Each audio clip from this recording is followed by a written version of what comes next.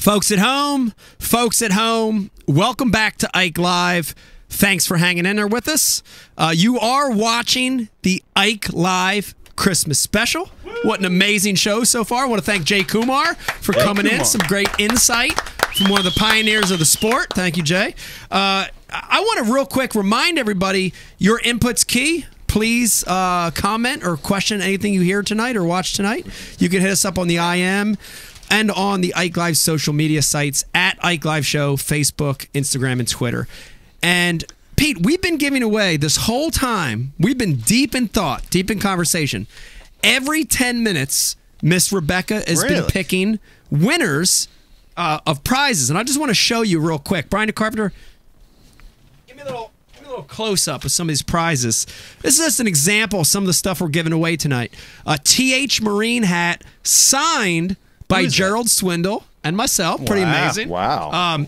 Tackle Warehouse gift pack, including koozie, sticker, and a $25 gift card. Nice. Flambeau, some of the Z-Rust stuff. Amazing. Flambeau tackle boxes. And then mystery tackle boxes we're giving away all night, every 10 minutes. Beck, let us know. Give us a rundown of some of the winners tonight, if you can. Okay, I've got a large list. Am I on? Can't hear you. Okay, I've got a fabulous large list, and if you put up with my harassment, you probably win a prize. Woo! Harassment. I have you. I don't want to do people's first and last names. Why not? First names. First name, last initial. I got David X, Drew L, Chris B, Luke. I don't have your last name. Luke. Dan R, Brian L, Joey B, Rando J, Mike J, Patrick D, and George M. You people are winning. Rich, you're still on the bubble. If you say something witty, Maybe. I'll send you something. Hurry up, Rich. Come on, Rich. Bring it. Maybe. Okay, that's amazing. We're giving away every 10 minutes. Keep IMing in, and we're going to keep giving away the prizes. Want to also remind everybody that tonight's beer is Yard's beer tonight. Dave, what are we drinking tonight? This is pretty tasty. This is their pale ale. Pale ale. Excellent. It's a steady, smooth beer. Eat with it. Yeah. Good dinner beer. Good dinner beer. A shout out to Yard's Brewery. Pete, you got any shout outs you want to give right now? To elves or reindeer or anything like that? Well, I'd just like to give a shout out to my lovely wife, Shelly. Shelly. Hi, Shell. Hey, Shell. And Jake, Hey. if you're watching. Shell she passed out this past week. What? Had a little episode, and we had to get her to the hospital. She got some stitches on her nose. I'm sure she loves you telling that story. And I know but my thoughts and prayers are with you as always. Love you, babe. Thinking about you. What is going on at the GLUSZEK? I know. You guys have fallen over. Bad things come in threes. Dude, I here's think we're up to 3, aren't we? Here's the deal. If you're around me, you're safe. Bad shit might happen to you, but I'll pull you right out of it. Oh, Right. awesome. Yeah. Let's You're always go. going to save everybody. That's awesome. That's awesome. All right, Brian DeCarpenter, what do we got going? You're looking at me. Give me I a was funny just, look. I was just enjoying myself. Oh, You know okay. what? Whoa. Bad shit does happen. I met him in a parking lot last week to give him something, and I swear to God, I got stung by a December bee at work in the yard. Bees in the Dude, I got stung. I hung out with this bastard for 30 seconds. We talked. But you're still here with And us. Somebody shot you with like an air rifle. Nah, Oh, my God. it's like the only bee alive in New Jersey, and he found me in a trucking parking lot and stung me. Oh, my God. What were you guys doing in a trucking parking lot? No, You had to give him something. We were at the pickle park. Cooper River? Yeah. Second Bridge? Yeah. Lollipop Lane? All right, let's keep going. Lollipop In a Lane. second here, I'm excited about this because this is kind of this was a spur of the moment guest, but I'm excited to get this guy on the phone. Cody Meyer. He's definitely every year you see his name. It's 1 through 5 or 1 through 10 in the standings on FLW. This dude can flat out fish. He's an amazing angler, a good guy, and he caught something, Pete, this week that just it blows me away to think about it. A true freak of nature. 10-8. 10-8. You covered us on Bassmaster, by the way. Yeah, 10-8 Yeah. spotted bass. Yes. Out of the reservoir that shall not be named in California. Bullard's Bar. Bullard's Bar. Yeah, Bullard's Bar. Yeah. It's sick looking. Oh, yeah. I mean, It looks like it was blown up with an air compressor. Yeah. Doesn't Yeah. it? It really does. Yeah. I want to tell, and I'm not going to drop. Which it might have been. Yeah. they're giant out there. I don't want to. I want to drop half of the names on the story, but Zona filmed a show out there with Ayler. Was it last year? And they caught them giant spots. And one of the elite pros came up to Zona. I'm not going to name this guy, but like furious, like yelling at Zona, like, "Dude, why'd you do that? Why'd you give away that lake? Why'd you give away that secret? What's wrong with you?" Like foaming at the mouth. Really? I can't hear you. I said, why did Skeet do that to him? Wasn't Skeet. Furious that he gave away to the world that Bullard Bar is producing these giants. And it's, dude, steady. We talked about it off camera. Dude, steady. Every year, you're seeing the weights go boom, boom, Bigger and bigger. boom, bigger and bigger. And now they'll go straight down. They might go straight Yeah. down. Right. After it aired on this show. It's because done. all 8 of our listeners and viewers are going to go Yeah, fishing. because the 200,000 to watch Zona's Yeah. show didn't go there. But it's an amazing fishery, and I'm excited. I saw the pictures. I think everybody, if you're a fish head, you've seen the pictures of this fish. It was a freaking beast, dude. And a spot, which is, you see. They don't get that big. No, we see big 10-pound plus largemouth all the time. Mm-hmm. But to see a 10-8 spot, it's a totally different animal, dude. It's a totally It different looked animal. bigger in the photo. Like It looks it wasn't giant. like he was doing this. No, Like it it looked looks like like- he had it right here. But it had tremendous width. Yeah. It had a tremendous, girth on that thing. So I'm curious to hear the story because I can think back some of the biggest fish I've caught in my life, and there's always a story to it, and I can't wait to hear about it. So I think we're going to have him on the phone. I think we've got him now. Brian Carpenter's giving me the signal. Joining us, I think he's from out in the West right look at now. that. Joining us live via phone, Whoa. the one, the only, Cody Meyer, everybody. Hey. What's going on, guys? How you doing tonight? What up? Man, I'm doing great. How you guys doing? We're doing good. And by the way, I've got, just to let you know, we've got Pete GLUSZEK, Jay Kumar, and Dave Brodzik in the room. Dave Brodzik's just a nobody, but if he says something, you'll know who he is. Nice. It's the truth, though. Am I going to argue? No, I'm just kidding, Dave. I'm just busting your balls.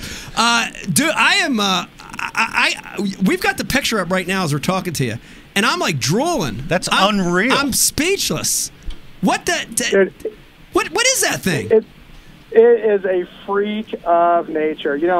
Obviously, people know about the lake now. They've said Lake X forever. I'm sure when you were talking to Zona, the guy, it had to be Skeet because I know he's gone off to me, too, about it.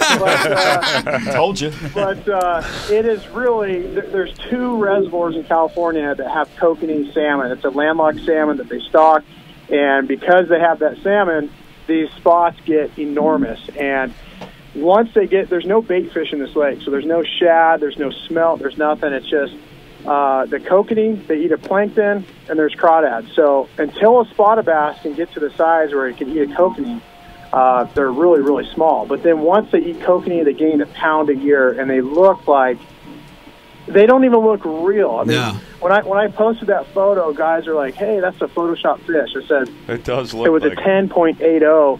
No matter what you do, how you hold the fish, it's going to look fake. It's amazing. It actually, we've got on the screen, it looks like one of those pillows, those fake bass pillows you get at Walmart. Yeah. It's unbelievable.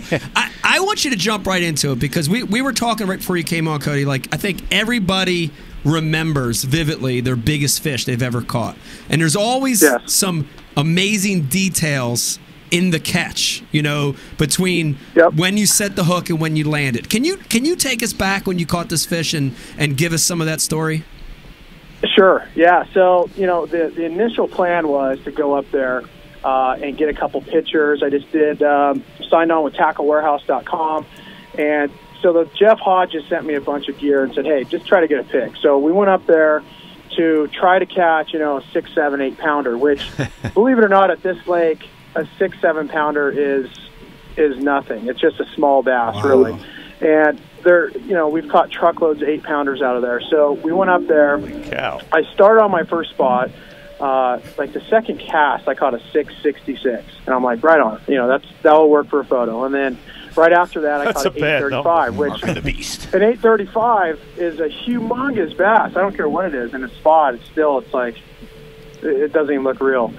So we moved to another spot, and no luck. We moved to a couple different spots, and I pull up, and I actually see these fish on the graph, and turn around, fire out there, and I felt the fish bite, set the hook, and it took off about 5 feet. I mean, just took off, peel and drag, and then it stopped. And the thing was down about 20 feet, over 100 feet of water. These big spots rarely go to the bottom, just because they eat kokanee, because kokanee are always suspended.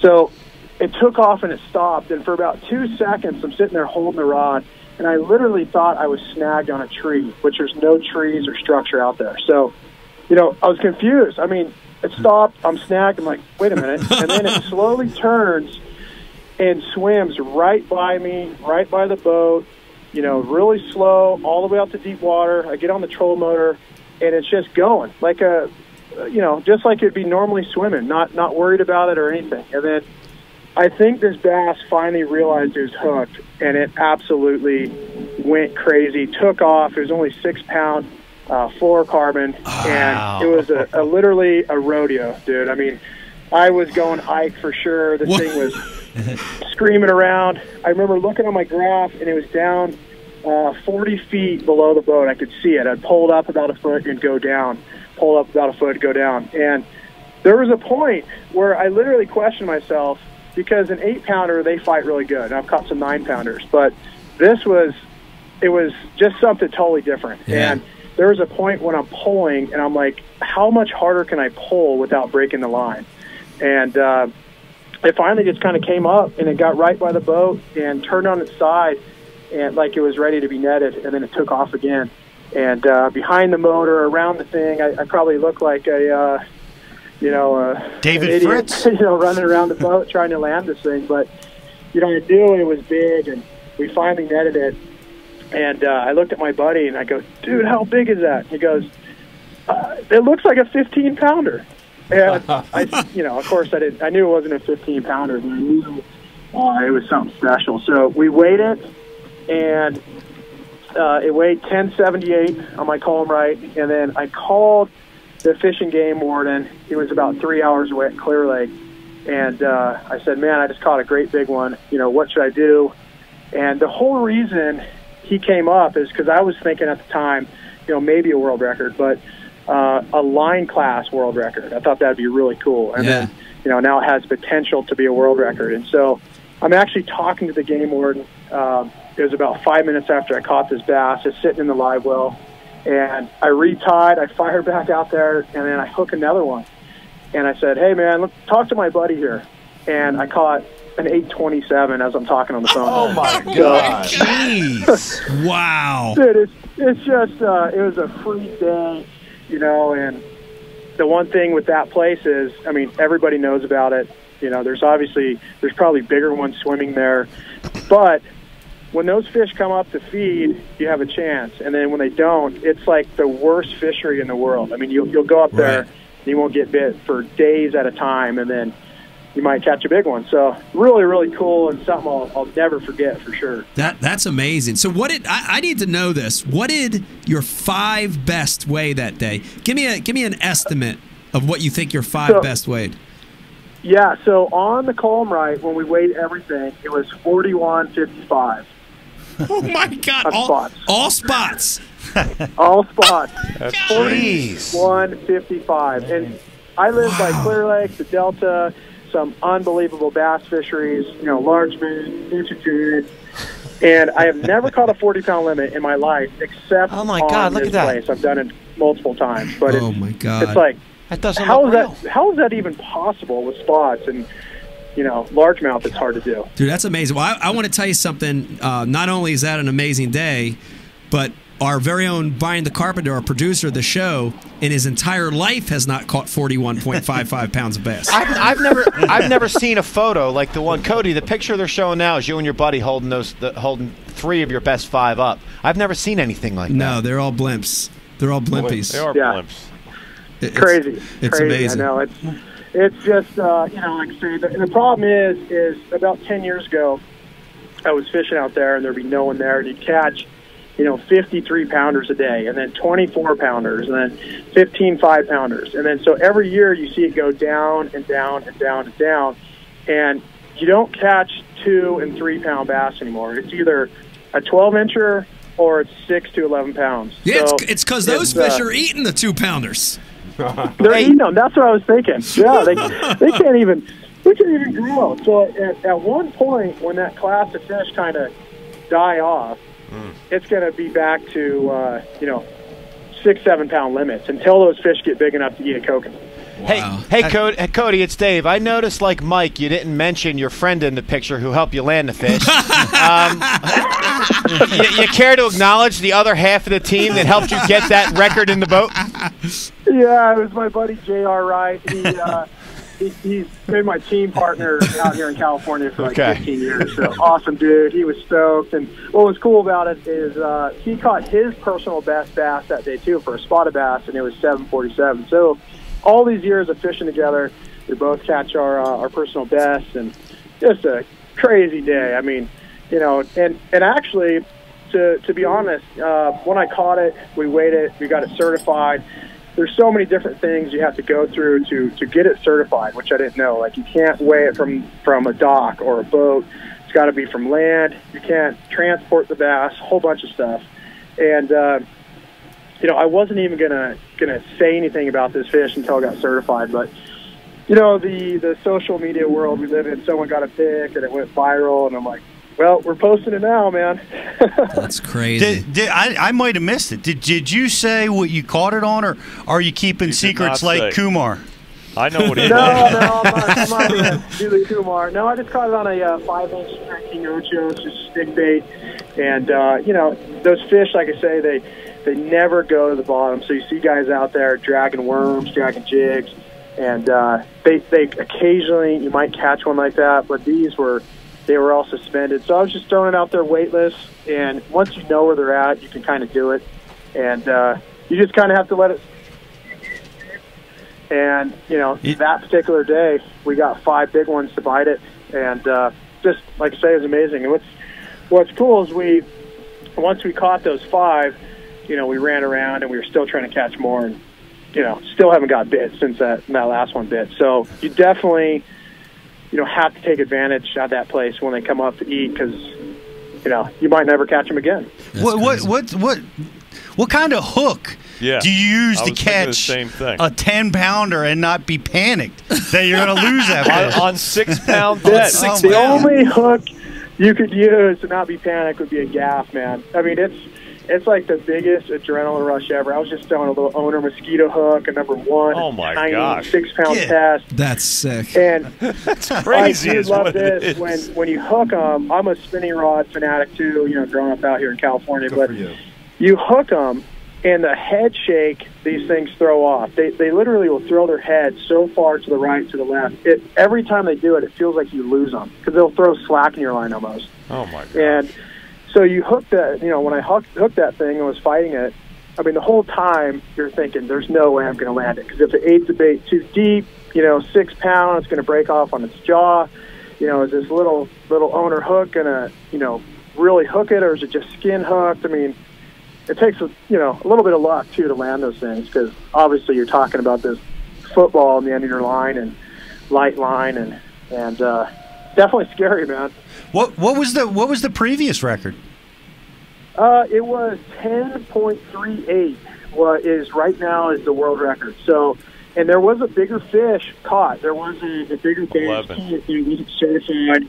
It's just hard to say, you know. And the state of California, I don't know what happens from here, you know. But I did everything right, submitted everything, and honestly, it was just like a bucket list thing, man. To catch one that big, you know, catching a 10-pound anything is awesome, but a spot was even better for sure. So I caught it, and you know, if I didn't get it certified, I'd still kind of be kicking myself. I mean, you want to know what that thing exactly weighed, and we got it, man. It was definitely cool. Man, that's crazy. I'm as you're talking, Cody, I'm checking our social feeds, and we've got a question that came in from Don Palazzo. And Don wants to know, he said, Cody, what color Ocho did you catch that fish on? And then please tell me it wasn't a Kevin Van Dam color. Unfortunately, yeah, it was. KVD Magic. Yeah, it was a KVD Magic. We went out with Strike King last year after Zona, woke up the world about that place, and he called me prior to that and kind of told him, hey, this is what you got to do and throw. But Ayler, obviously he's a hammer and he knows what to do. But he went out and they caught those, and then we did a Strike King show that will air next year. And we were just throwing the same exact bait. It was the same exact point where last year in the show I caught an 8.5 and an 8, and then the guy with me caught an 8. So pretty cool, I thought. It's a KVD Magic. It was a color. So yeah, he's still making baits and getting rich off them. But really, really cool. Yeah. Hey, Cody, it's Jay. Did you have a rod rigged up with like 10-pound test on it? Were you fishing for? Why did you have to use 6-pound test? These fish are giant. Yeah. So there's times where this place you can see down, 30 foot or so, really, really clear.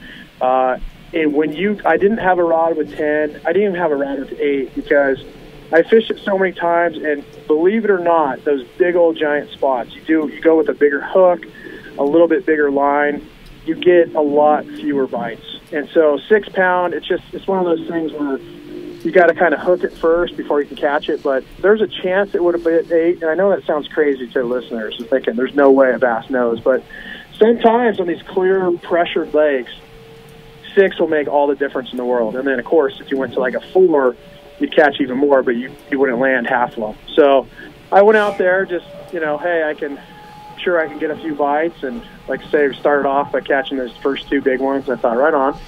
And then that one was definitely a bonus, but 6-pound, nice. Is kind of something I've always thrown out there and have a lot of confidence in it, even though you would love to have, 50-pound braid if you could, but I just don't feel like you get, the bites you need with a bigger line. What about the other species? Are there largemouth or smallmouth in this lake? Why are there just spots? Yep. So there was at one point in time in all these California lakes, Oroville, Shasta, they all used to be largemouth and smallmouth. Bowler's Bar, the same thing. And then once these spots, it came from Smith Lake, Alabama, is where they came from, and they got transported in California. Once they got in there, they just took over everything. And now there are largemouth in there, but I've fished this place for at least 10 years, and I've never caught one. So that's how few there are in there. And, wow. Those spots are just so much more aggressive. I don't know if they just eat the fry or what they do, but no other species pretty much. Just big old giant freak spotted bass. And talking to Brandon Polovic, up in Idaho there, that lake where he's trying to catch that, huge smallmouth. It's the same setup. It's, Dorshak Dam up there. There's kokanee in that place as well, and that's why some of those big smallmouth you might be seeing, those 8-pounders, they're coming out of there. And it's like the perfect deal for any bass. If you have kokanee, you can they can eat them. They don't swim that fast. A bass can eat them from tail first, from the side. Their fins aren't bony, and fish will just gorge on them, man. And once you see these bass, these spots, I mean, you wonder how they could even literally eat another crawdad, anything, but they still keep eating. And I've caught them before where they'll spit up a kokanee in the live well. They'll be like 10 inches long, and I've caught them too where you'll actually see the head of a kokanee poking out of the stomach, like a little notch in the stomach. And it's like, wow. Dude, what a pig, man! Awesome. Still trying to eat. You, Cody, as you were talking, I just came up with, my eyes just lit up because I just came up with the best theory for how to make our fishery better. Pete, we need to stock kokanee in the Delaware River. Wow. Immediately. I was thinking the same exact thing. I'm like, the Alabama folks gave you the spotted bass. I think you should return the favor. Not Smith Mountain, he said, Virginia. I know. Is it Virginia? No, Smith Lake. Smith Lake in Alabama. Smith Lake, Yeah. Alabama. Alabama spot.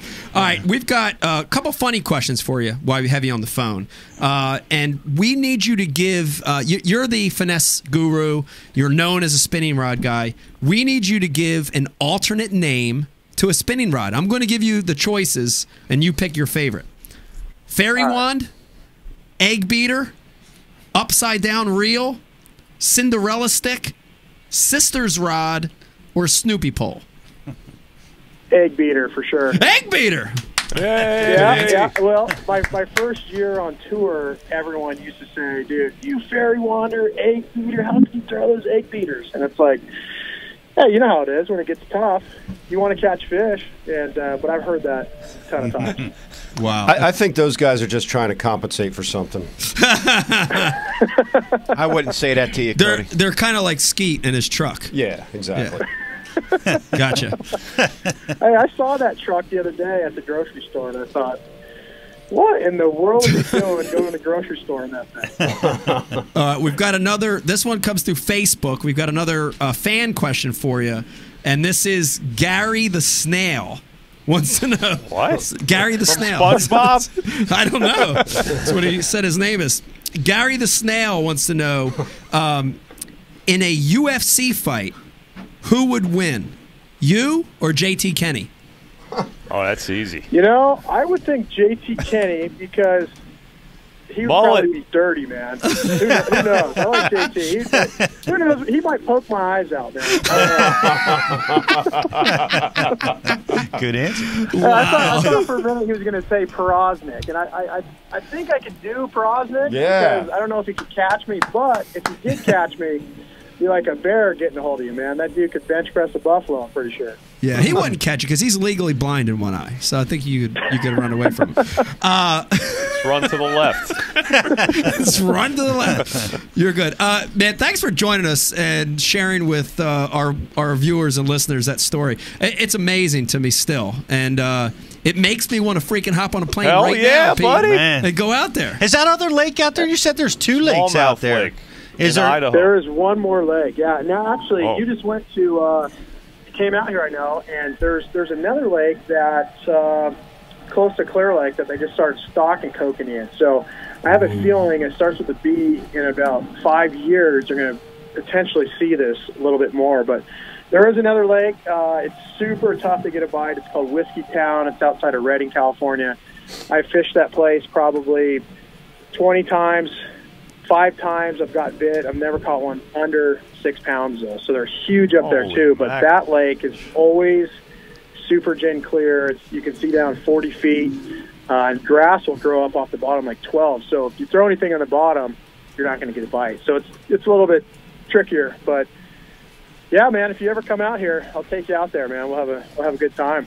I want to catch some big ones. I'm going to take you up on that for sure, and we want to wish you the best next year, Cody and FLW. You've been inches away for the last 5 or 6 years from winning AOY, so we wish you the best over there, and have an amazing Christmas and holiday. And for all our listeners and viewers, how can they follow you if they want to follow your fishing and your escapades? How can they follow you? Yeah, check me out on Facebook, Instagram, Twitter. Everyone's at Cody Meyer Angler. I try to post, pictures from here, California to Florida to New York, everywhere in between. So definitely give me a follow. And same to you guys. To all you guys, Merry Christmas, Happy New Year, and we'll all be fishing soon, man. You got it. Appreciate it. Cody. Thanks, Cody Meyer, everybody. Thank you, guys. Good luck. Thanks. Wow, bro, that was a giant, bro. That was sick. Giant. All those fish, they're just so ballooned up. Dude, 41.55 for 5. What's so fascinating was it's the same fish in Smith Lake, which catching a big fish, 4 or 5 pounder is a great accomplishment. It's the same DNA, same genetics, just a different bait fish. Yeah, and he's able to explode like that. Well, it's probably a lot to do with the climate that's out in California, the stability or the depth or water temperature too. But I'm embarrassed to tell you, the biggest spot I ever caught has been like a 5.5 pounder that I caught from the lake that you won on. Lake Martin. Lake Martin. I caught about a 5.5 pound spot. That's Giant. a big That's spot. the biggest spot I ever caught in my life. That's a big one. Logan Martin is the one that is the lake that has probably the biggest average size spotted Big bass. Coosa A lot River of spots. 3 and 4 pounders in that lake. Yeah. But that's 5 pounders a giant. I don't know that I've caught one that big. I know me and Dave have never caught a spot. Why? There's spots in this lake right out here, up back. No, Brian. No, I did. I got one on. I got one on 10 Tom about 10 years ago. I got a small spot. Did you really? Yeah, you? I did cool. one. That's The guy had to tell me what I didn't know. Brian, you and Dave are the only two that haven't caught spots. Me and this guy. You know what? Becky probably even I'm caught just one. Beck's caught a listen, spot. dude. I'm blown away that he is fishing with 6-pound test. I love that. The That's tiny hook. Yeah. You've caught a spot before, Jay? Yeah. You know how sharp their teeth Yes. are? Yeah. They have sharper teeth than largemouth, dude. They protrude just a And little he's bit further. talking about the head shake, and they could saw the line with his teeth. I'm thinking that same thing. Yeah. Yeah. And I'm blown away. I mean, he didn't even say that he lost any fish. You know what I mean? Like, Yeah. he really must know what he's doing, because I don't even think you put us 4 in this room out in a boat out there and we're catching them. Like, we might hook them, Right. but if we can get that lucky. But I don't think we're getting them all in. Well, you got to think if he's got that fish hooked deep inside the mouth, that's a recipe for disaster with all that teeth. But I guess you just got to take that gamble, man. It's Hook 'em open on the water, though. outside. You just got to play the fish. no, Yeah. no way, dude. Yeah, but But it's at like least you're right. At least he didn't have standing timber or open something water. for Right. that fish to wrap in or break. Well, you break got to off. get real lucky with no rubbing. Yep. 6-pound That's test? light. That's I mean, light. That's and a light. little hook that could bend out. Hey, he's got the world record. I mean, He I'd love did to it see right. it. Like, I'd love to see it. I hope there's a video of that thing. I He wonder- said he was out there with. Was he out there with Tackle Warehouse or no? He was filming for Tackle Warehouse. So I wonder Filming. if there is video. Yeah. That'd be Yeah. sweet. That'd be amazing. Now let me ask you. There's a lot of people that catch these big ones all over the country, and how do people post it on Bassmaster? How do they get to it? If somebody catches a giant Yeah. and they want to highlight that fish, how can they get it There's to like you? a small army of people who either tag us or, hashtag or send it, Yeah. in. Yeah, there's a lot. I tell you, the thing I'm more impressed, and you post big ones every email I get. There's giants, but I like when you post the weird looking ones. Dude, that's the deal. Do you ever see that? Like giant head, little body, or the big black spots on them. Yep. The creepy fish. You know what I mean? Yeah. Yeah, they're the deal. I was thinking about that the other day. Like, have people been catching these things for 50 years, but only now with social media do we see them all? Right. Or all of a sudden are they springing up now? The weird fish. I think it's the latter. Because people have camera phones now. Yeah. Right? Didn't have that. Everybody's got one, Yeah. So Right. you're getting video and Right. pictures of fish that you would never see before. Right. You know? Right. Yeah. And you're the place where they show up. The weird fish capital of the world, man. Wow. We That get was some- awesome, man. Thank you for having them on, guys. That was really cool. That was a Yeah. treat. It's cool to hear those stories of the fight. Like as he's Absolutely. telling me, I'm imagining that fight was like a 20-minute fight. Yeah. It sounded almost like a saltwater battle, Yeah. where he's It totally chasing does. the thing down. Yeah. But he said he saw it 40 feet down. Did I catch that right? 20 feet down 20. over Well, 100. yeah. He was seeing it on a sonar. Right. Oh, he was wild. Okay. Yeah, he was seeing it there. That's how he caught it. He saw the arch, and he cast it to the arch. At least that's something That's amazing. that I had heard. And then watching the fish swim under 40 feet, watching them, go underneath your sonar, that's just amazing. What he said, it swam by the boat. I was thinking of Jaws. man. Oh, yeah. Giant that's- fin going right, past. go right know- past. Yeah. I was picturing David Fritts because I know he's coming on, but I watched his classic win where he goes around the boat 3 times with the 4-pounders, just walking around. And Cody was talking about him like it He just did the same thing He with that one. He fritzed him. Yeah. To this Fritzed him in day, the boat. nobody has done that like he's done that. No, Nobody will take the chance like that to have it on that long. Yeah. Walking around. Tire it down, that right moment to land Yeah. that fish. It's amazing. And the scoop. Yeah, well, speaking of David Fritts, I think we've got him here. Brian Carpenter, am I correct? We've got him. He's joining us via phone. I think he's off at a camp somewhere hunting. We're going to find out where he's at. Recently announced coming back to the elites. Woo! And in my opinion, one of the true legends of the sport, the one, the only, David Fritts. Everybody. Hey! David, how you doing tonight? That's him. I'm doing great, guys. Thank you. Good to talk to you. Where are you at? What are you doing? You hunting some stuff? What do you got going on? Yeah, I'm here in South Texas, doing a little bit of recreational deer hunting like I always do. We've got a lease down here, about 5,000 acres on IKELIVE Ranch. And it's usually nice and warm and fun, but boy, it's cold today. It's been really cold today. About the coldest it gets here. Well, I appreciate you joining us, and it's an honor to have you on the show. And by the way, you're talking with Pete GLUSZEK, Jay Kumar, and the Stormtrooper from Star Wars is also in the house with us tonight. He's making oh, boy, yeah. He's making a special guest appearance tonight. I just want to jump right into it. I am stoked that you're coming back to fish the elites. Tell us about why you're making this change. Why are you doing this? What got into your head, and why are you coming back to the elites? Well, you know, every time you go to the Classic, and I always go to all the Classics, and, you know, it's just, I don't know, it's just something that's in you, and, you know, bass is where I got my name at, and it's just, I don't know, it always just puts a buzz over my body, I guess, when I'm in there watching a Classic. And I thought, you know, if I ever get the opportunity, I'm going to go back and fish. And plus, I need a little change. I need something to get my, I don't know, to get my inner self going and get back on track. And I'm really looking forward to it. I mean, I am so excited. It's unbelievable. Well, I can't wait to have you back on that circuit fishing with us again. It's going to be awesome. And for our viewers and listeners watching tonight, I just want to rattle off some stats for you, David.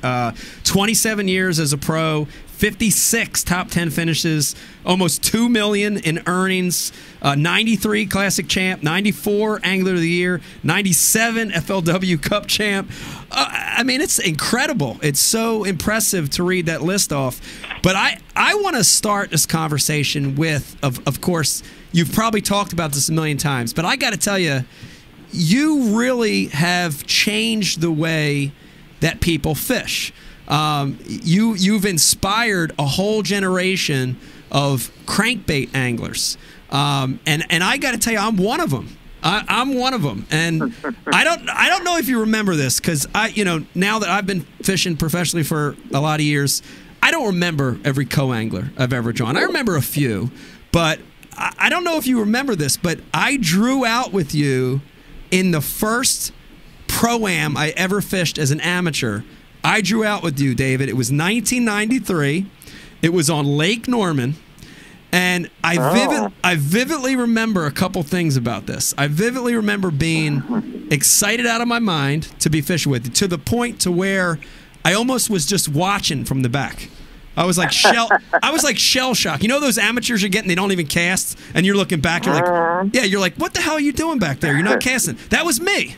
That was me in your boat. I remember that, and I remember that you were fishing off the bank at Norman, which was unusual because everybody was flipping docks. Everybody was throwing an 1/8 ounce black buzzbait. Everybody was, the normal deal. And you were off the bank. And it was the first time I ever saw two fish caught on one lure was with you as an amateur. And that was 1993. Do you remember that? I know you do. Come on. No, I'm trying to think. I don't know. I've caught doubles so many times. Yeah, I was the one with the long hair and sounded like I was from Jersey. Yeah. That's awesome. David forgets everybody from Jersey. He's that's what got me addicted to crankbaits. Is one thing when you throw one all your life, that's all you want to do, and you learn a lot about them. And I don't know. I've told this story many times, but I probably fished 6 or 7 years before I ever even picked up a piece of plastic. One thing I couldn't feel it when I hit a rock. I think I had a bite, and I couldn't tell the difference between a bite and what the bottom felt like. So I just kept throwing my crankbait. That's sort of how that evolved, and still doing the same thing. It's amazing to me because, like I said, you really have an understanding of what to do with the bait, how to throw it, the feel for the bait. And, you know, if you look at a lot of the top tier guys now, right, you look at a lot of these young guys, you look at Kevin Van Dam, you look at these guys that are so good now at cranking, you directly inspired all those guys or taught those guys. Do you ever regret letting the secrets out that you let out over the years about crankbait fishing? No, not really. I mean, it sort of goes along with the game. I mean, I fished with Van Dam, took him down to Eufaula because I needed him to catch a bunch of fish so I could make the classic that year. And and I'm not saying that he learned anything, but he got pretty good with it after that. And then the same thing with a lot of other people. It's funny, Dave. This is Pete, and I fished with Kevin during that Eufaula tournament. We drew out in that invitational, and we smashed him up. He took second place and did make the classic through that, and you did make the classic through your division. So that was pretty wild. Mm-hmm. But he showed me a second hand. You taught me how to crankbait fish. I didn't know if you knew that, but it was unbelievable. It was so eye-opening to watch how Kevin, isolated that cover, waiting for the current to rip, and what types of habitat to be targeting, and that all came from you secondhand. And that was one of the most amazing things that I've experienced. But what amazes me is your commitment to the crankbait. Because I fished against you in the top 100 and the 150s and on, and the fish would be spawning all over the banks, and you're out in the middle of the lake still cranking that crankbait. What spawning fish? Yeah, I'm trying to find one of those dummies that ain't one in there yet. And that's usually when I get cleaned out pretty good, but when you can't see them sight fishing, you just have to sometimes you just have to relate to, what you do best and sort of hang in there, and there's always some fish that are not on the bank when most of the fish are. There's always some that's not, and they're really hard to find, but that's sort of what I've always strived for. Well, I've seen you do it. I mean, the amazing thing, Mike talked about your earnings, and it's when you win big. And I've been in those tournaments where they're spawning, and that's the way they're catching them. But I've also been in those tournaments where it seems like we're all fishing for second place, and you're so far out in front. It always blew me away. It seemed like you're able to catch crankbait fish in a way that the rest of us aren't. I mean, can you explain that? I mean, you seem to do stuff that's a little different than the rest of us. Mike's extremely good at crankbait fishing and has won major tournaments doing it, and I'm fairly good with it. But you can do things the rest of us can, I think. Well, I think a lot of it is knowing what you're feeling and being able to feel the bait. I always tell, even, when I do a seminar, learning the feel of that bait is the most important thing, because the only advantage I really think I have, if I have any, is when a fish is close to my bait or really, really light bite. I can catch a lot of those fish where I feel like a lot of people can, and I think that's probably the biggest advantage. And knowing what to look for, and when you do catch one, being able to put together a pattern, and putting that crankbait pattern together sometimes is really difficult because you got color there, and you've got the depth of your bait, you've got the action of your bait, you've got so many things involved, and being able to put all that puzzle together, that's when you're going to win big. So, and that's sort of what I've done all my life. And, a lot of times I can't figure it out, but when I do, I usually do real well. Hey, David, it's Jay Kumar. How you doing, man? It's good to hear your voice. Hey, man, I'm doing great. How are you? Pretty good. Hey, I got a question for you. You're there. I always saw you had two elements to what you were doing. This unbelievable feel of a crankbait like you just described, and then pinpointing some minor, if you will, that seem minor to other people, offshore structure. And I'm wondering, has the modern electronics thing, has that I'm sure it's helped you, but has it hurt you competitively? Are other people finding the things that you would only find in the past? That's a good question. Well, Jay, you know, it has hurt a lot of us, and you know, we were able to find this structure and what the fish were doing simply by looking at the old sonars, the old flashers, the old stuff. And now, you know, people that could never catch a fish off the bank can catch one off the bank now. You know, with stuff like what Ray Marine has and some of the other companies you have, you know, such a clear, vivid picture, and it's hard. It's hard to compete, and things that took me a day or two to find, I mean, you can find these things instantly, and it's made it extremely tough in competitive fishing. Yeah, I agree. I feel the same way. And along those lines, Dave, this is Ike again. I got to ask you. You know, I want to know: Are you a different angler now than you were in 1993? I mean, who are you as an angler? Are you in 2017? Are you the same angler, or have you had to adapt your fishing styles, add new techniques?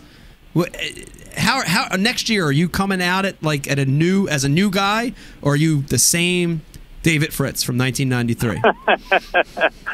Well, you know, you're at least that. I mean, you're at least the same angler you've always been, and you know, the main difference is what you have to deal with, the electronics and the competitiveness, and people have got a lot smarter about fishing, and I think I've got better too. I've got better, and I'm gonna have to get a lot better fishing than you guys. But you know, that can be that's going to happen. It's just you know, it's always fishing bass. It just seems like when you ever got in the groove, it was so easy, but it was so hard to get in the groove, to get things going your way, where every time you went out there, it was like fish jumping in the boat. And that happened a lot. It happened to me for 7 or 8 years. Everywhere I went, everywhere I threw, I could catch a fish. And then it sort of flip-flops. And you just sort of let little small things, you sort of lose tact with them. You sort of forget about them and don't realize how much they matter. And then all of a sudden, it sort of comes back together again. So, but it's a lot more competitive because fishermen and anglers are a lot smarter. We have better equipment. I mean, that's just like your boats and your engines. I mean, look how much better the engines are now than they were, you know, 20 years ago. I mean, you think it could never get any better, but they do, and it's the same thing with anglers. They just keep getting better and better. Yeah, I agree. And I want to corner you on something else too, David, real quick. You changed the way that fans follow the sport. In my opinion, you were one of the first anglers ever in the history of fishing to have flotilla of spectators. I mean, you know, hundreds of boats. He captured. Yeah, it was amazing. I've never seen anything like it. I'm talking about in the early 90s. It's true. And now, you know, now it's commonplace. You see it everywhere in FLW and the elites and everything in between. Are you mad at David for that? I'm not mad at him for that. I'm not mad at him. But I want your opinion. Is the fan and spectator of today different than the ones that you had back then? You know, you hear a lot of people, you know, they're being cut off, you know, they're fishing around you, they're marking your spots and coming back and fishing it when you leave. Is it a different fan now than it was when you started this craze? You know, like, it might be a little bit different. I know when I fished the one on High Rock, I had to fish to win, and 2 boats sort of stayed there. But usually, that's not really the only time it's ever happened to me. I mean, people were very courteous. They looked out, they stayed back from you. And, you know, obviously, they were going to fish there after the tournament was over. But I think maybe there was a little more respect back then. It's just like fishing in general in the whole circuit. There were more respect back in the older days than they are. And it's sort of like the dollar sign has got in front of a lot of anglers, especially young anglers, and I think it's the only thing that's holding this sport back right now. Mm. Well, I got a question.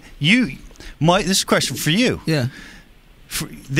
David created a term, fritzing the fish. Yep. Going around the boat, overplaying the fish. Yeah. Did that influence you on? Because I see you doing a lot of that now. Oh my gosh, everything. The way you fought fish, David, influenced me. The rod you chose, the lay of the hook set, all of it. And again, I don't know, you've impacted so many people, but it's amazing to me, that people develop their styles based on, they're heroes of the sport, or who was the top in the sport at that time. And I really, honestly, I'm telling you, I am the fisherman I am today, and a lot of what I do based off of watching you. It's pretty funny, but I am. I really am. Well, I remember I watched the classic that you won. I think it was '93, and you're going around the boat with another 4-pounder. You're moving around. You're going around the flagpole. After the second or third 4-pounder, why not take down the flagpole? I didn't have time. I had to make another cast. But I can tell you what, if I'd lost one of them 4-pounders, I wouldn't have won. And that's something you learn, that I learned early on, is I got to figure out how to catch 9 out of 10 fish that bites my crankbait instead of 5 out of 10. And that's what was happening a lot of the time. You get 10 bites, but you only catch 5 of them, and you can't win doing that. So, yeah, I know. You just sort of have to try to keep the fish from jumping and just sort of ease them in. And a lot of times, if your line's coming up, if you quit whining, he'll go back down. But if you keep whining, he's going to jump. So, and you learn all these things, and you sort of compact it in your brain and adjust to it. And actually, when I won the Classic, I had a pretty good system for catching most of the fish. I really think out of 10 bites, I'd catch 9 of them. So, and a lot of, I know it gets boring watching somebody go around the boat 10 times, but that's what it took. Boring. Because I remember precisely that I had one fish fin hooked. And there's no way that I would have ever caught that fish, fighting him any different. It seemed like every fish you had was barely hooked. Yeah. Yeah, they were. After fighting it for 20 minutes. I want to completely, when I get them in, I want to be able to reach down there, and they give up. Hey, David, J. Kumar again. Hey, I think one reason guys don't compete with crankbaits a lot of times, lake may not set up for it, whatever, but they're scared to lose a fish. They'll get a lot of bites, like the one Classic at Guntersville, I think it was. A lot of people fishing lipless baits, and I heard story after story. I had the fish on to win and lost them and this and that. How do you not lose those? I get that you can feel a crankbait and you can feel it bite and then you hook it, but how are you not losing crankbait fish that all these other guys are going to lose? Well, a lot of that has to do with, your equipment that you have. And, I'm a big believer in glass. You get a little better hook in the fish. And over the years, we've developed a lot of stuff. Even, at BMC, we made that short set hook. And it was probably the best hook and is the best hook that has ever been made. Actually, if a fish bites it, you're not going to lose it. So, along with that and along with, just how you're fighting the fish. I mean, I leave my drag net loose. I don't horse them. When my line comes up, I slow my wind up. And just pay attention to what's going on, and you'll be surprised how many more of them you can catch by doing that. Use a low stretch line. And use the rod that I'm using is a loose rod. And it used to be Browning back in those days, and it's pretty much the same rod. It's got about 8% graphite in it because of the, crankbaits have got bigger, so you had to add a little bit to it, but it's still got that really slow action. That's probably the number one thing that puts fish in your boat.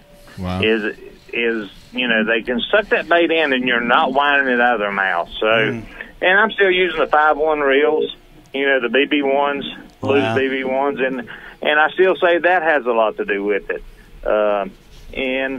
And a lot of times, if you'll pay attention to how the fish are biting, a lot of times you don't even need to jerk. If you got good hooks on there and you got low stretch line, you don't have to try to jerk like you're setting a hook on a jig. Just keep winding, and you'll catch those fish. It's amazing how that works. And then, if they're biting your bait real hard and slacking your line, obviously you've got to jerk. So a lot of it's just reading how they're biting your bait.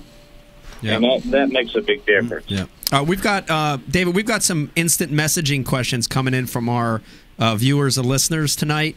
And Rick Springfield wants to know, did Rick Clunn's win have an impact on why you decided to come back to the Elites? I was glad for Rick, and I was glad to see it. I don't think it impacted me a lot because I've been wanting to do this for about 2 or 3 years and just hadn't had the opportunity. Old guys can still catch them. Don't think they can, and hopefully that's going to keep happening. The only thing that's different is we don't have quite the energy that somebody 20 years old has or 25 years old. And the stamina, but we're still pretty dang tough. And, hopefully some of the knowledge that we have will make up for the difference. Yeah. I've got one coming in from Rob Rockwood.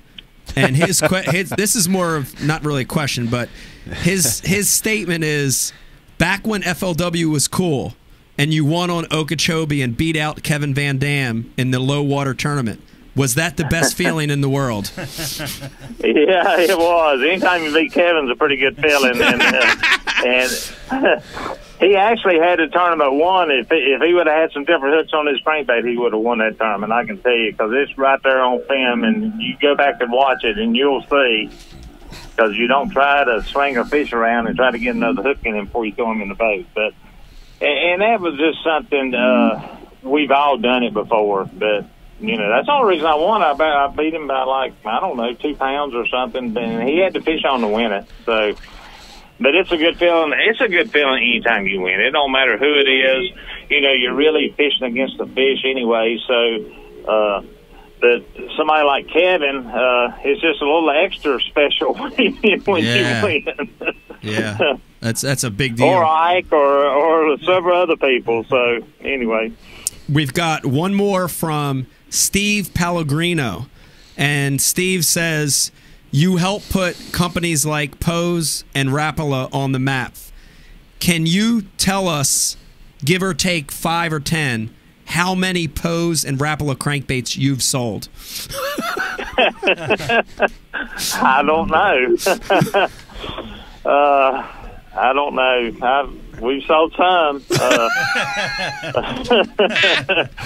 Right now, and I'll be honest, you're getting ready at this year's Classic to see, in my opinion, the best crankbait that's ever hit this market, and it's going to be made by Berkeley. We've been working on these things for 3 years, and we're making the baits smaller that run deeper, and I think that's our biggest deal is, I've got a bait that's the size of a 200 Bandit that runs 14 feet deep, and, we've got a size, the old 300 Pose, we got that same bait, but instead of running 10 feet deep, ours runs 16 feet deep. So, and our 25 foot is the same thing as a DD22, and it runs 25 feet deep. So, I actually stumbled on several things, and I'm tinkering with crankbaits all the time, and we really, some of the guys there in the hall that I work with directly with that, we really have hit a home run on this deal, and it's something that's fun to fish. It doesn't wind hard,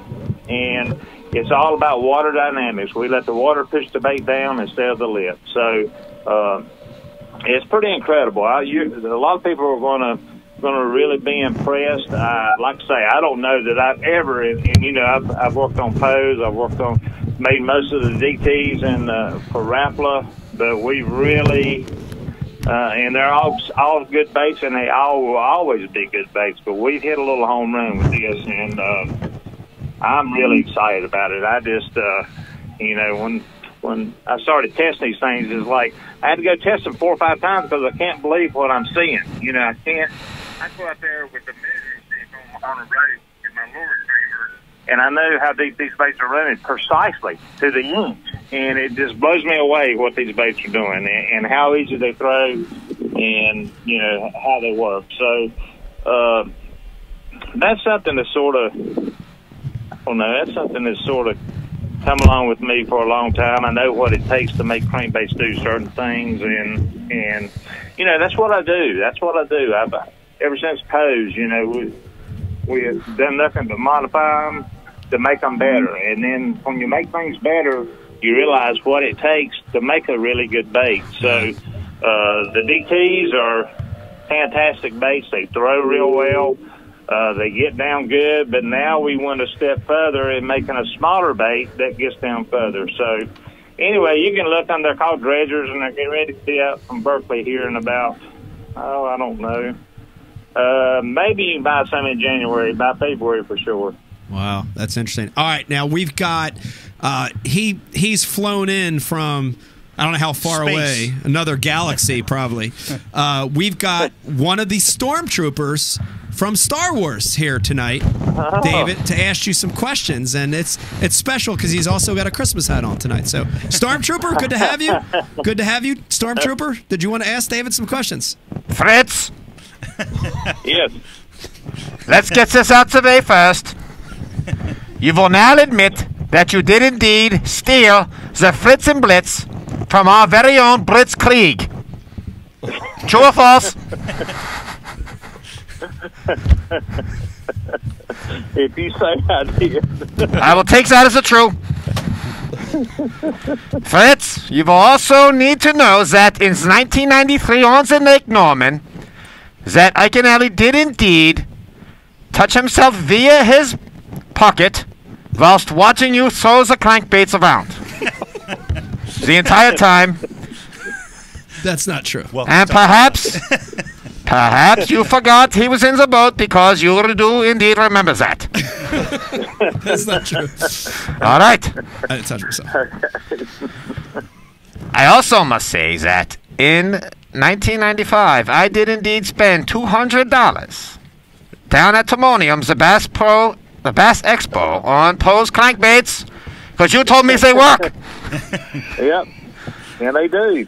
I bought 4-to-1 Lowe's reels that did indeed break very quickly thereafter. That happened. That was my Bradley's department store money that I spent. But I do indeed have Pose 200 crankbaits still laying around that are the best wood crankbaits around, I might say. I like the Post too. They're good ones. Fritz, one more thing, please. Actually, 2 more things. In the 2004, we shared some structure at a FLW tournament on Barry D. Champlain near Knight Island. You were fishing with a drop shot, and I watched you. And you did very much look like Usain Bolt in the deep end of the pool. I can't tell you I did. I was lost.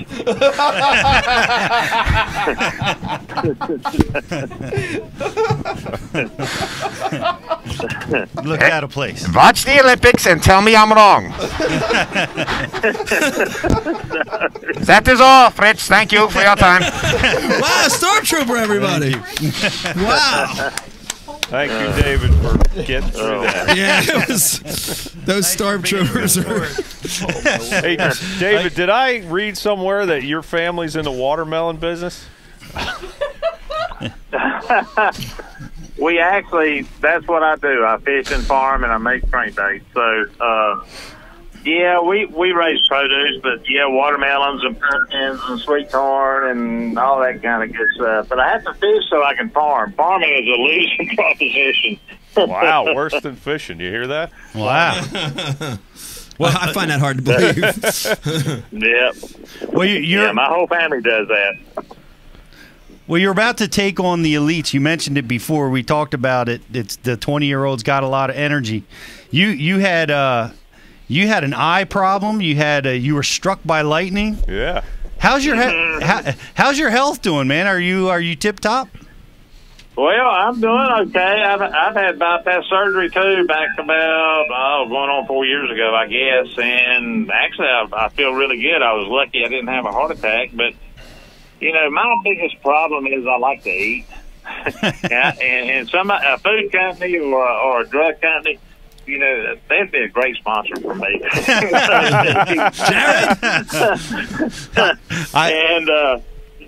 So anyway, that's.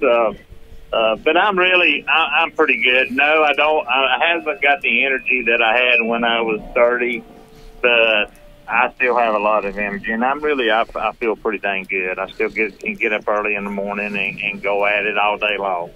I can attest to the fact that you like to eat. We were out somewhere. Damn. This is interesting. We were out at one of these events, Bass University or one of these events. We're giving seminars. We went out to eat, and Dave, we were eating lobster, and he asked for the biggest lobster that they had. And they brought out a lobster. I swear it was as big as this coffee table right there. Yeah, he weighed almost 12 pounds. 12 pounds.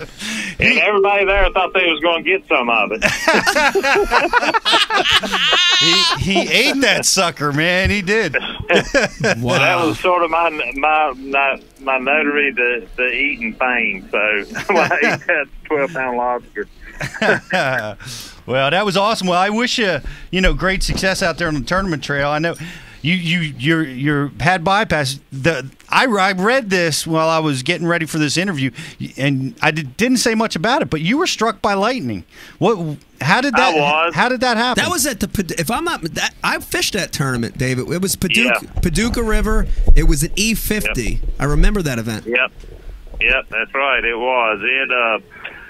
I was going to the hospital, and because it sort of fried my boat, and I cut my face when I just got lucky. It sort of knocked me out. But the problem was, about 3 days later, I lost my vision. Oh. And I actually had to go to a pediatric doctor to get my eyes straightened out because they were like seeing triple, and I couldn't even hardly walk. And this went on, and they put some glasses on me that had prisms. I had to wear these for several weeks, and they kept adjusting them, and it actually just trained my eyes and straightened them back out. It was amazing. Wow. But you have to wear glasses now. That's the only bad thing. But holy cow, Fritts! I'm sure it wasn't a direct hit, but it was so close that. Like I say, it fried my boat, and luckily, and I never do this. I never get down in my boat. I'm always in the seat up on the front of my Ranger boat, and it's just one of those deals where it was so bad that I got down in the boat and tried to get down in the console. I was too big to get in the console, so I just got down low as I could, but I felt heat run up my back, and that's all I remember. It knocked me out for, I don't know, 10 minutes probably, maybe 15. Wow. But that's all I can tell you about it. That's all I know. Good night. That's amazing. That always scares me to death that we have to compete through that. Yeah. You know what I mean? Because the tournament doesn't stop. Every other sporting event would shut down. Yeah. And guys would be able to, not get an advantage. But so many times I've been in that situation where you're like, you see all the other guys competing and you keep going and lightning bolts are dropping. And honestly, the other thing about it is there's really no good formula on what the safest thing to do is. There isn't one. There isn't one. No, it's a crapshoot. Right. It's a crapshoot. Just get low. Get low and hope for the best. Get low. That's it. Well, David, I want to thank you for coming on the show. It was an honor to have you on here tonight and to get to talk to you and ask you questions. Christmas is coming up. Fun. Yeah, Christmas is coming. We want to wish you a Merry Christmas, and I can tell you, can't wait to see you on tour next year. Can't wait to compete against you. I'm excited about it. And you've got a birthday coming up, so everybody here at Ike Live, even though it's not your birthday yet, we want to wish you a happy birthday. It's very soon. That's great. Yep. Thank you. You're awesome. December the 29th. You're awesome, David. We appreciate it, and we will see you soon. And have a great Christmas. All right, same to you guys. Yeah. Thanks for having me David. on. Thanks a Bless lot. you, David. Good luck. All right, bye-bye. David Fritts. David Fritts, man. Yeah. Wow. So he gets back on tour, and you guys can observe him under a microscope like you had the whole Right. time. Exactly. Here's what you ate, David. Here's what you did in the boat. Yeah, I remember everything about that guy, man. It was crazy. Yeah. And Stormtrooper Dave made a quick appearance. That was pretty good. Dude, he always comes with the best questions. The one thing about Stormtrooper, I don't know if it's like the Force or if it's the Anti-Force, but dude, I cry. I like literally have tears that come my eyes every time that guy comes in here. Funniest thing is, maybe about, I don't know, 30 years ago, I like there was no sensitivity training in the 80s, but whatever version of it was, like I didn't know that like another 30 years later I'd be on a show doing what I got thrown out of class doing. Dude, all it took was the first time I saw Hogan's Heroes and watched Wilhelm von Klink, like Hogan. That's where you start perfecting the voice. That was Hogan's Heroes, Oh my dude. That's God. it, man. Wow. Yeah. About half our listeners are like 20 to 28. I would say they don't know who Hogan's Heroes 80% don't know what Hogan's Heroes are. Oh is. my God. Sergeant Schultz. Right. I didn't hear you, babe. Or McHale's Navy. McHale's Navy. Spinoff. That was a spinoff. Oh my God, there's so many. I want to thank everybody for tuning in so far. We still have a show left. Oh my goodness. We still have Steve Lassard, the right. 2016 Hobie World's Champ, coming up. I think we're going to take a little break. We're going to take a little break to refresh our beers. Brian Carpenter, is that correct? We're going to take a little break. Yes. Hang in there with us when we come back. Steve Lassard. We're also going to be giving away prizes. And at the very end of the show, we're going to open up the phone lines for people that want to ask Jay Kumar personal questions about his life. What? Yes. Hang in there with wants to us. ask me anything. We'll be right back. Ike Live. Steve Lassard coming up. Hang in there with us. We'll be right back. Yeah, nice. Come on. Yes. Oh, it has taken a long, long time. Years in the making. You and I have worked together for over 10 years. You are really excited. This is kind of somewhat how I thought this was going to go. In a weird way. I feel dong, dong, dong, dong, dong, dong. Did you do this on purpose? No. But he really does have like an allergic reaction when he hooks a fish. Oh, God, don't come off there. Giant. Oh my gosh. It's like having a 5-year-old that's been eating Lickamade all day. You know, remember that stick with the sugar? Big and Mike. Wake the kids. Call the neighbors. Oh, it's time.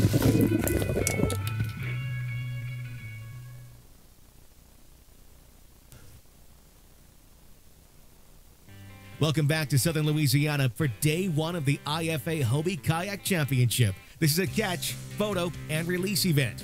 Anglers are trying to catch the largest trout and the biggest redfish they can. The aggregate total length of their catch is their score. After 2 days, the angler with the highest score wins. It's been a good day so far, and couldn't ask for better weather. A lot of good guys competing in this tournament, though. So you can never really be comfortable where you're at. Barely hooked, guys. Barely hooked. Half the challenge in these tournaments is finding the fish. The other half is trying to get them into the boat. If you're new to kayak fishing, the IFA is just one of the options for anglers looking for adventure. With local tournaments popping up on lakes, rivers, and coastlines across the country, kayak fishing has also taken off across the globe. The Hobie World Fishing Championship proves the popularity of kayak fishing. In 2014, the Hobie Worlds was held in Amsterdam and won by IFA angler Steve Lassard. I was fortunate in Europe to win, and it's just been an awesome year, and I look forward to passing the torch on to someone else. I hope they'll have as much fun as I've had this year with promoting Hobie products and being the champion. In 2015, the event was held in China, offering competitors a unique fishing and cultural experience. It's an amazing lake. It's just like, it's almost like a Chinese oriental garden. So it's just, yeah, an amazing place to fish. My first impression is that I'm impressed. It's a big launch point, and there's a lot of kayaks. It's a lot of money just right here in kayaks. It's impressive. And the lake looks big. Looks good. It's beautiful. You have mountains in the background. There's birds everywhere. The water looks great. A little windy, but it should be a fun day out on the water. This is an amazing event. I've never seen anything like this for any kind of kayak event anywhere in the world. Words don't do it justice. You know, it's a tremendous event. The Chinese have given us so much friendship, tremendous shows, tremendous food, helpers all around with the student helpers. From what I gather, there's a lot of history here. So Shang Lake has quite a long history with fishing. So it's really good to be involved in a fishing tournament in a place in China that's renowned for its fishing. The Hobie Worlds is always a brilliant event, but China is just off the...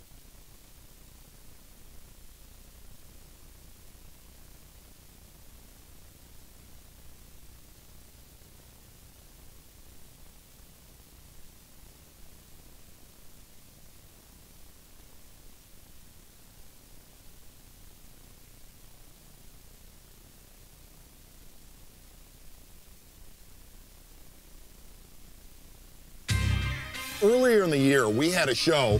It was possibly the biggest train wreck of the day, of the season, of the decade. Everybody gets burned. If you play with fire, you live and you learn. For money, power, respect, it's all earned. Why don't we do a redemption of redemption show? Biggest train wreck of my life. There's a big one. Way to go, Mike. God. Oh my God! God!